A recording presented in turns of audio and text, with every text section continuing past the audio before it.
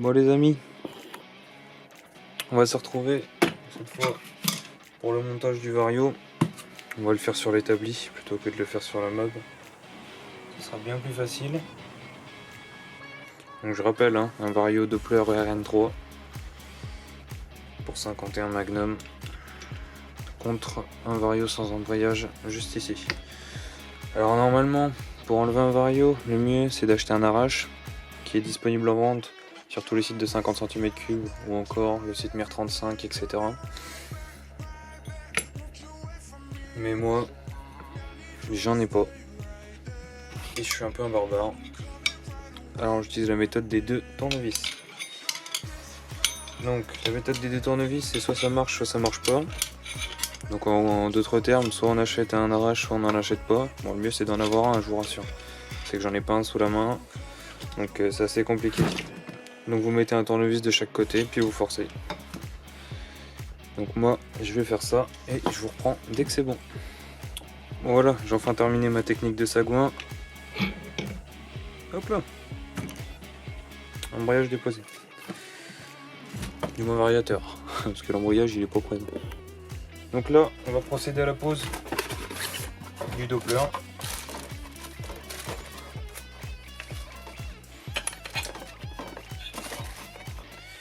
Donc voici la bête. Avec les maslottes réglables.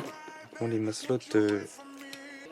Donc j'apprends un peu, j'étudie un peu la chose, comment que ça se règle, etc. Parce que j'en ai vraiment aucune idée.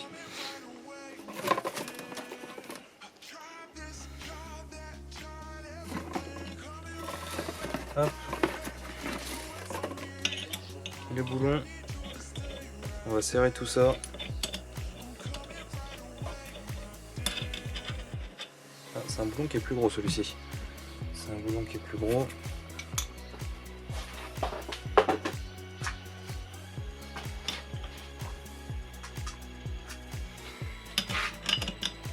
C'est du 17, d'accord. Hop.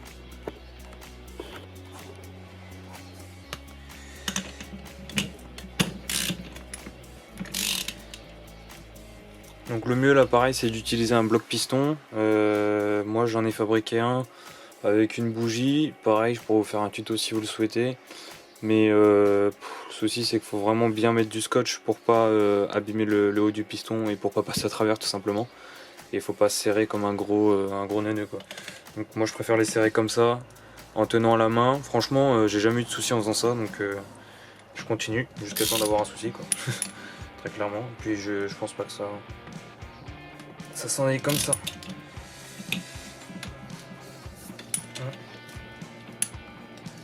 Voilà. On va écouter.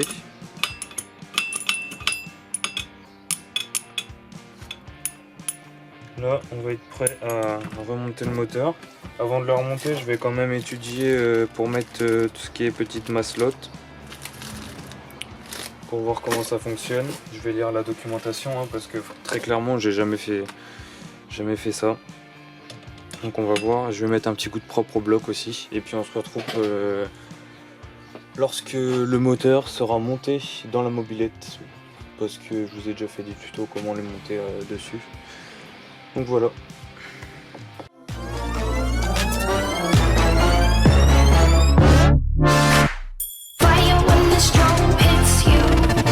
That's it, Brian? Yes. Bet you're looking for something new.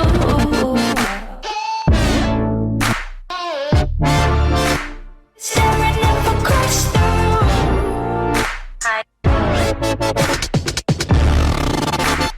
Bet I'm a trendsetter too.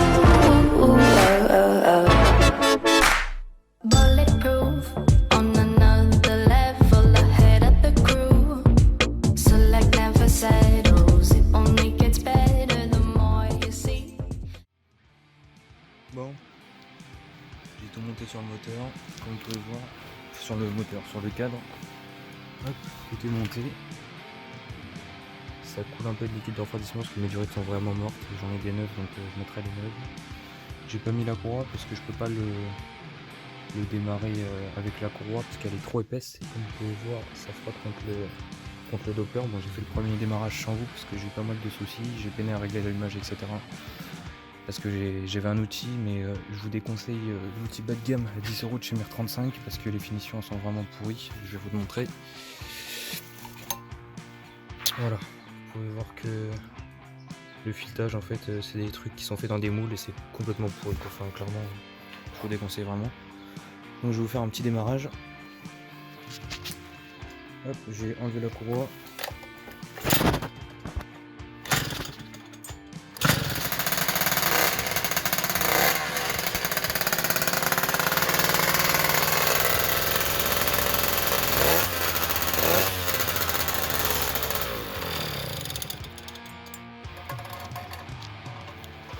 Donc voilà. Ça fait... Hop là. Donc je viens de vidanger la bête. Parce que j'ai des petites fuites de refroidissement. Donc comme je disais, le carburateur va être à régler, l'allumage aussi. Je peux éventuellement vous faire, si vous le souhaitez, un tuto pour caler son allumage à l'aide d'un pied à coulisses. Donc c'est une petite technique qui m'a été donnée, que j'ai essayé, qui fonctionne parfaitement bien. Donc est-ce que c'est vraiment précis? Je sais pas, justement je le réglerai par la suite avec une pige ou un comparateur. Je préfère les comparateurs, c'est quand même plus précis. Et puis voilà, mais je pense que c'est une technique qui fonctionne quand même pas mal avec le pied à coulisses. Donc si vous voulez, n'hésitez pas à me le dire dans l'espace commentaire. Je vous ferai un tuto pour le régler avec un pied à coulisses. Donc ça fonctionne pour tous les types d'allumage, hein, bien entendu. Donc pour l'avoir essayé un tout petit peu devant chez moi, ça fonctionne plutôt bien. Donc là, il faut savoir qu'elle est en rodage, hein, tout est neuf. Que ensuite le carbu n'est pas réglé, que je suis en admission semi-libre, on va dire. Donc il n'y a pas tous les critères réunis pour taper des grosses pointes, etc. Donc il faut bien faire le rodage correct. Et puis voilà, après on verra ce que ça donne. Mais je pense que ça a l'air d'être pas plus mal, hein. Pour vous dire, moi j'ai la Derby qui est en 72 Hz, ça comprime plus. Le 50 Polini comprime plus que la Derby en 72 Hz. Donc c'est que c'est quand même pas mal, hein. C'est quand même pas mal. Donc je rappelle la config, carter Polini, cylindre 50 Polini tout neuf, pipe Polini, clapet 10 lamelles Polini, carbu 19 kg, allumage Moriyama, variateur ER3 Doppler avec les maslots réglables et puis l'embrayage, ORGD Speedy, cartouche Bidalo, tout ça monté sur un 51 Magnum, tout court, voilà. Donc si la vidéo vous a plu, n'hésitez pas à laisser un petit commentaire ou un petit like. Et puis on se retrouve le prochain coup du coup pour vous aurez une vidéo sur le 600 Ténéré, parce que ça fait longtemps que je vous ai pas fait de vidéo. Donc je vais vous faire une vidéo là-dessus, parce que j'ai fait beaucoup de choses, j'y ai passé toute une après-midi. Et la prochaine vidéo, ce sera la restauration complète de ce moteur là, qui est le moteur d'origine. Donc voilà, allez à plus les gars.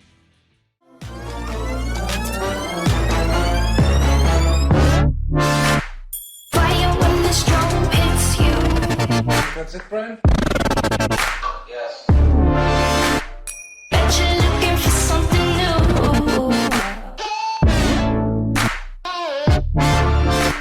Staring up across the room.